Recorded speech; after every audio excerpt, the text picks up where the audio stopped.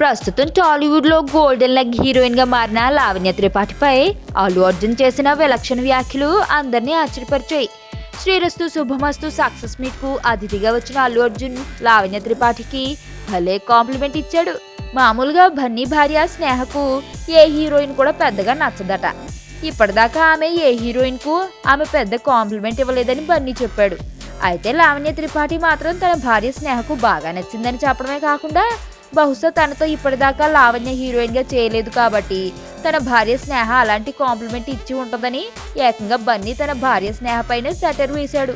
ఇక తన భార్యకు కూడా లావణ్య నచ్చింది కాబట్టి ఇక ప్రతి ఒక్కరికి ఆ అమ్మాయి అంటే ఇష్టమని తనకు అర్థమైందని అంటూ తనకు కూడా లావణ్య మీద చాలా మంచి ఒపీనియన్ ఉందనే విషయాన్ని బయటపెట్టాడు బన్నీ. అయితే ఈ సక్సెస్ మీట్ కు వచ్చిన మీడియా ప్రతినిధులు బన్నీ కామెంట్స్ పై ఓ విచిత్రమైన సెటైర్ కూడా వేసినట్లుగా తెలుస్తోంది.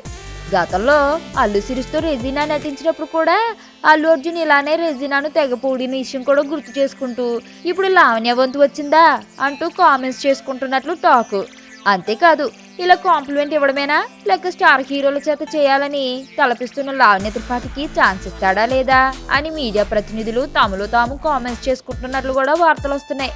ఈ వార్తలు ఇలా ఉండగా ఈ సినిమా సూపర్ సక్సెస్ కు ఆలీ కామెడీ కూడా ఒక ప్రధాన పాత్ర పోషించిందని వార్తలు వస్తున్న నేపథ్యంలో ఇప్పుడు శ్రీరస్తు శుభమస్తు మూవీ ఎడిటింగ్ లో తీసివేసిన ఆలీ కామెడీకి సంబంధించి మరికొన్ని సీన్స్ ఈ వీకెండ్ నుంచి కలపబోతున్నారని టాక్. ఏదేమైనా సిరీస్ కలకన్న హిట్ ఇప్పటికి దక్కింది.